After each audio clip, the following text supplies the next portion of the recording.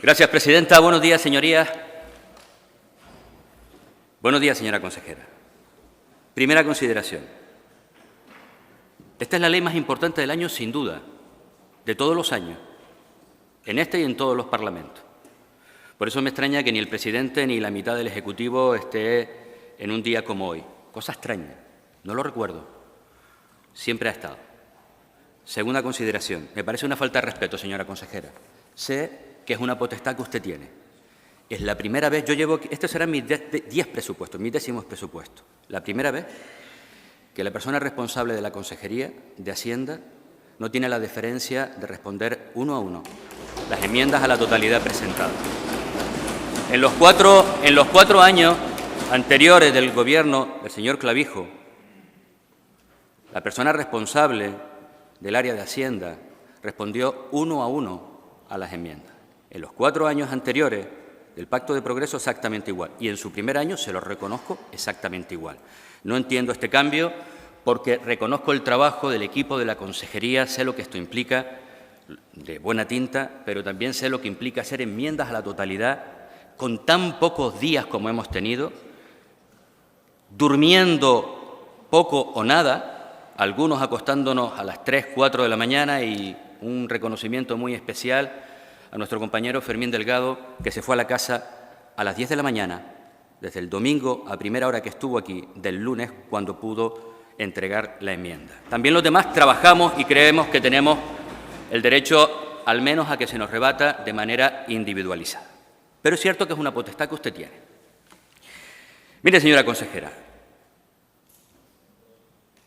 yo no voy a decir eso de que estos son los peores presupuestos de la historia, porque esos fueron los del año pasado. Estos continúan y profundizan en un aspecto que para nosotros es muy preocupante, el de la desigualdad. Y por eso presentamos esta enmienda a la totalidad. Entre otras razones, porque vuelven ustedes a incumplir lo que fue su principal promesa en la campaña electoral y en el Pacto de Progreso. Llegaban para cambiar las cosas y de manera fundamental para bajar los impuestos a los canarios. Y en estos presupuestos, por segundo año consecutivo, ustedes la presión fiscal la incrementan, como demostraremos a continuación, pero además de manera agravada en algo que nos parece muy preocupante. Ustedes aumentan los impuestos a las rentas más bajas de Canarias, disminuyendo los impuestos a las rentas más altas. Unos presupuestos que además debilitan los servicios públicos, incrementan la partida, pero cuestionamos seriamente la orientación de los mismos, debilitan las inversiones, hasta el punto de que estamos corriendo riesgos de continuar ustedes algunos años más al frente del Gobierno de la descapitalización real del sistema público en Canarias. Un presupuesto que además no tiene prácticamente ni una sola medida para diversificar la economía o para respaldar esas 51 medidas que presentaban, medidas estrellas, para ese cambio de modelo en Canarias y que no tiene ningún reflejo en los presupuestos actuales. Un presupuesto que vuelve a recortar más en nuevas partidas y en aquellas que recuperan algo, en absoluto lo hace con respecto al hachazo brutal que tuvimos el ejercicio anterior. Y si nos vamos a la parte de ingresos, realmente lamentable, señora consejera.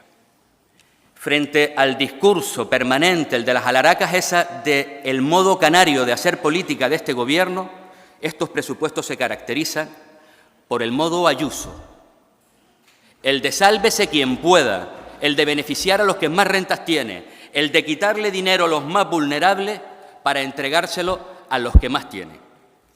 Y para cerrar, además, en algunas de sus disposiciones en el articulado, cometiendo un problema de inconstitucionalidad, modificando leyes por la puerta de atrás como la ley del suelo, de cabildos, de consejos consultivos, cuando sabe que no se puede hacer en unos presupuestos.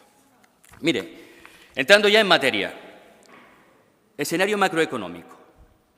Nosotros estamos totalmente de acuerdo con el informe de la Viceconsejería, siempre lo felicitamos, también este año, y coincidimos con lo que la AIREF plantea en su informe. Lo hicimos exactamente igual el año pasado. Felicitamos por el informe de la Viceconsejería de Economía a la hora de analizar el escenario que Canarias va a tener, las previsiones en materia económica. Coincidíamos en todas ellas, podíamos tener matices sobre algún porcentaje, pero están siempre bien orientadas, son rigurosas, son prudentes. En algún caso quizá algo más prudente de lo necesario, pero para nosotros eso no es un problema. Por tanto, felicitamos también por ese trabajo y creemos que es acertado. Lo que sí hicimos nosotros el año pasado, en ese informe de la AIREF, fue criticar cuando ellos claramente también establecían que se incumplía la regla de gasto. Nosotros lo dijimos, frente al 2,6%, ustedes hablaban del 3%, nosotros decíamos que duplicaban hasta el 6%. Nos quedamos cortos. Los sucesivos informes de la AIREF fueron ampliando al 7%, al 8% y el último, hace nada, advertía del riesgo del incumplimiento de la regla de gasto en Canarias del presupuesto 2024 hasta el 9,5%. Yo creo que al final no estaremos en esa cifra. Probablemente descenderemos algo, entre otras cosas, porque usted, a pesar de que lo negó en el debate del Estado, en el debate de los presupuestos, del año pasado, a pesar de que lo negó cuando aquí lo evidenciábamos después de los siguientes informes en los primeros trimestres, la realidad es que en este último informe de la AIREF ya dicen que, afortunadamente, a raíz del último anterior del mes de julio, en el mes de agosto, ustedes ya enviaron a la AIREF el reconocimiento de que iban a intentar corregir esa desviación con el monitoreo precisamente que ayer evidenciaba y ponía y explicaba en la pregunta que le hacíamos. Por tanto, no nos equivocamos en absoluto en aquel momento, todo lo contrario. El informe de la AIREF este año pues dice que la previsión, quizás algo más elevada de lo que establece la regla de gasto, pero entra dentro de unos parámetros normales y nosotros lo reconocemos. Sabemos hacerlo, sabemos hacerlo. Y mire, vamos a entrar a analizar los ingresos. Decía que estamos ante el modo Ayuso. Y digo esto porque nosotros, hay algo que es esencial cuando defendemos la política fiscal y cuando gobernamos. Hay tres principios sobre los que siempre intentamos fijar los parámetros. El de suficiencia, el de generalidad y el de progresividad. Suficiencia porque los ingresos tienen que estar planificados y las figuras tributarias para captar los recursos necesarios para mantener los servicios, para mantener los programas, para mantener en definitiva el estado del bienestar que le prometemos y que creo que es necesario para el conjunto de los canarios. El de la generalidad, desde la perspectiva de que aquí tiene que pagar todo el mundo, pero el de la progresividad, que es esencial, fundamentalmente tienen que pagar los que más tienen frente a los que menos tienen. Y aquí nos encontramos, una vez más, cuando ustedes gobiernan, con algo muy sorprendente. Mire, medidas de política fiscal. Ustedes venían a bajar los impuestos. Bueno, vuelvan a incumplir por segundo año esa gran promesa electoral que a sabiendas engañaron a la gente, y no me cansaré de repetirlo, a sabiendas, porque no fuimos nosotros los únicos que nos pudimos enterar, porque se publicó en todos los lados, en marzo del 2023, que para el 2024 se activarían las reglas fiscales. Y eso significaba que bajar del 7 al 5% del IGI, lo dijimos en campaña, supondrían recortes de 1.000 millones de euros. Se lo dijimos en el debate de investidura al señor presidente, que no está hoy aquí. Y cuando decía esto, él me afirmaba que lo iban a bajar. Y evidentemente, finalmente, se comprobó en los primeros presupuestos y luego se ha comprobado en los siguientes. Lo que sí ustedes no tuvieron reparo fue en bajar el impuesto de sucesiones y donaciones que mantienen este año, que va a detraer en estos 4 años 180 millones de euros a las arcas canarias, a las personas más ricas de esta tierra, a las personas más ricas de esta tierra, a aquellos que heredan más de 1.200.000 euros, porque aquellos que heredaban menos de 300.000 euros por persona ya estaban exentos antes de esa modificación. A esos les faltó tiempo, porque lo hicieron además a través de un decreto ley extraordinario, urgente, el primero de todos. No había nada más extraordinario y urgente en Canarias, nada que no fuera bonificar al 100% el impuesto de sucesiones y donaciones a las 6 personas más ricas de esta tierra. Evidentemente, esa ya fue la primera patita en la que nos enseñaban la política de Ayuso. Pero este año mantienen, por tanto, y suben los impuestos a través del 99,9% de la bonificación del impuesto de combustible, que son 18,5 millones de euros, que se grava fundamentalmente a los autónomos de esta tierra, y además incrementan 2 figuras. Una, la del céntimo forestal, que es verdad que la aplicarán los cabildos, y si quieren, pero quien aprueba la medida son ustedes. Este impuesto, al final, 2 céntimos más, que como la propia memoria habla, significará gravar en 84 millones de euros e incrementar la presión fiscal del conjunto de los canarios. Y ojo, estamos de acuerdo con la medida, solo que nosotros no nos presentamos a las elecciones diciendo que ahora sí íbamos a bajar los impuestos. Ustedes engañan presupuesto tras presupuesto al conjunto de la ciudadanía con sus principales medidas. Y además siempre nos ha preocupado el que hayan reducido una herramienta, un instrumento absolutamente esencial para garantizar precisamente esos ingresos, para garantizar lo de la generalidad, lo de que paguen todo. Hablo de la Agencia Tributaria Canaria. Mire, nosotros la cogimos en el año 2019 con 47 millones de euros. La dejamos 4 años más tarde con 64 millones. En su primer presupuesto redujo en 1.100.000 euros. En el segundo vuelve a reducir en 650.000 euros. Pero la medida probablemente que más nos ha sorprendido son las medidas tributarias que tienen relación con el IRPF. Ustedes han cogido y eliminado la deducción del alza de precio por 104,4 millones de euros. Ustedes hablan de 98 millones. Yo no voy a desmentirlo. Nosotros hemos cogido los datos que tenemos, los últimos publicados por Hacienda, que son los referentes al año 2022. Es probable que ustedes manejen el dato ya del año 2023 y puedan ser esos 98. Pero bueno, 104 o 98, señora consejera. ¿Sabe a quién estaba dedicada esa medida? A todas las familias, a todas las personas con ingresos de menos de 30.000 euros. Es decir, la gente más vulnerable de esta tierra. ¿Sabe cuánta gente se acogió a esa medida? 514.000 contribuyentes en Canarias. ¿Sabe lo que eso significa? Casi el 80%, el 79% de los contribuyentes canarios, que significa, y es una evidencia al final, desgraciadamente, de la escasa renta que existe en esta tierra. Por eso la necesidad de medidas que incidan directamente en las rentas más vulnerables. Esta medida suponía, de media, que las familias más vulnerables, las personas más vulnerables de nuestra tierra, pagaran 209 euros menos de media en la declaración de renta. Y ustedes se la han cargado. Y usted dice que es porque ahora ya no hay inflación. Primera pregunta, si no hay inflación, ¿por qué luego una de las medidas sobre las que intenta reconvertir este dinero es la deflación de la tarifa del impuesto de la renta? Que es la deflactación siempre se hace, generalmente esa deflactación, precisamente para compensar el incremento inflacionario. Pero además ustedes han quitado este recurso y lo que más nos preocupa es que lo han hecho quitándoselo a los más vulnerables para repartirlo entre todos. Y ese es un concepto muy ayusiano, el de la igualdad.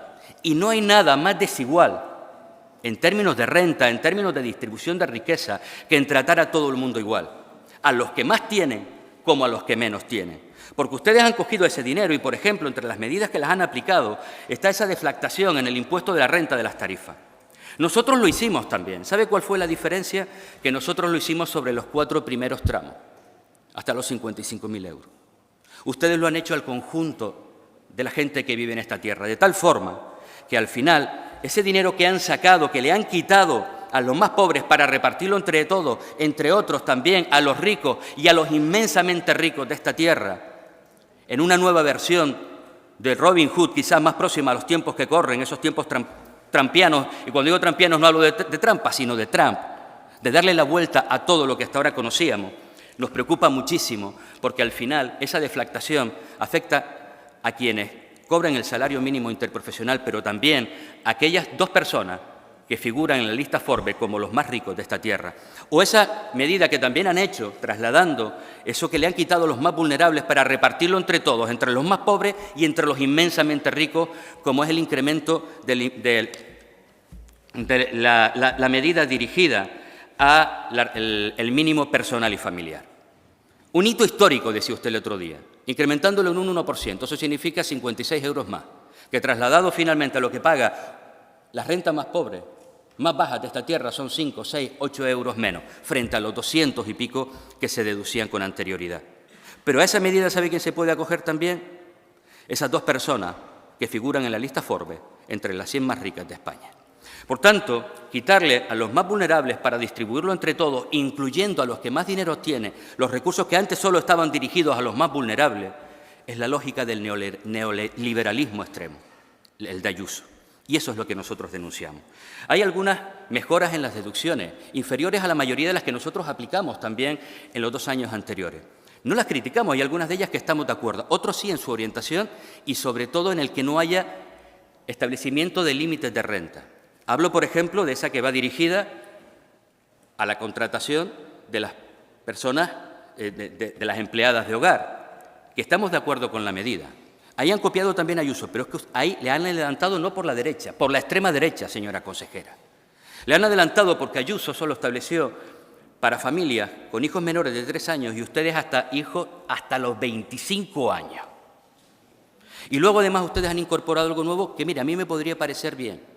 Para los mayores de 75 años, aunque no tengan ningún tipo de problema, lo que me parece mal es que no haya establecido un límite de renta. ¿Sabe qué pasa? Esos dos que están en la lista Forbes de los más ricos de España, pues se pueden acoger a esta medida. Sinceramente, no lo entendemos.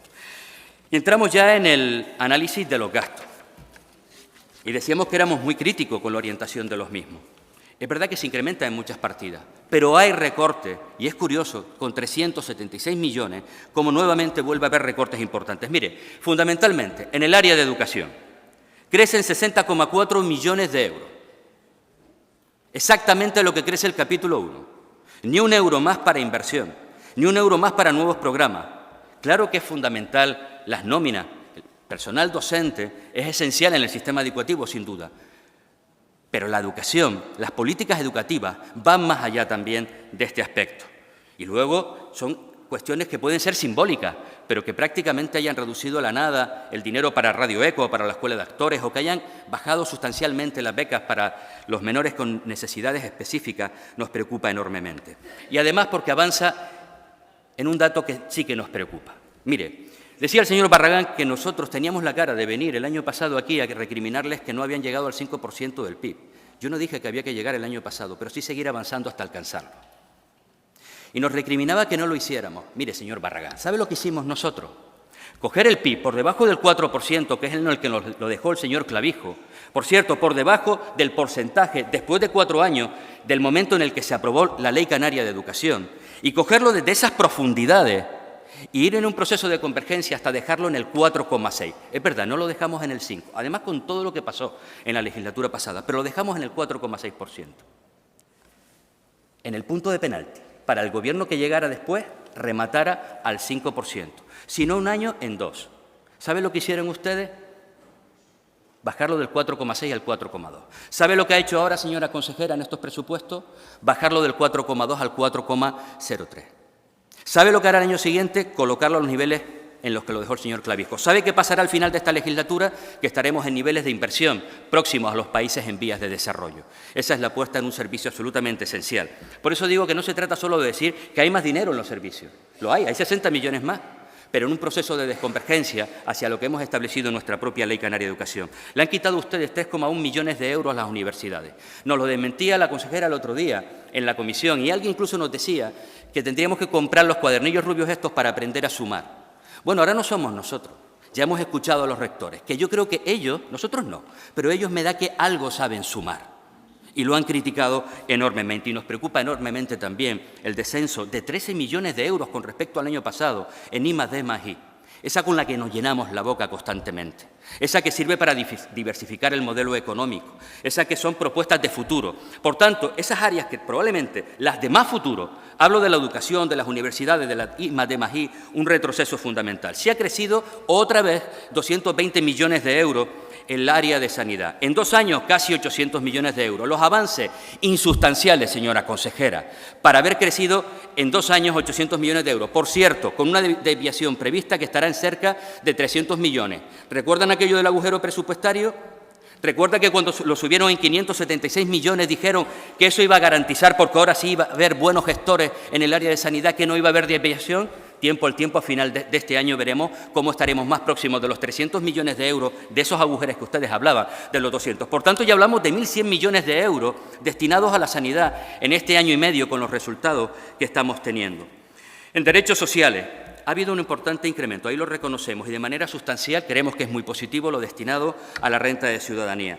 Pero baja en el plan concertado, la discapacidad de mayores, los menores extranjeros que lo dejan en 5 millones de euros. Ya le advierto, ¿sabe qué significa eso? El 15 de enero del año que viene ya no habrá recursos para esta materia, al menos dentro del presupuesto.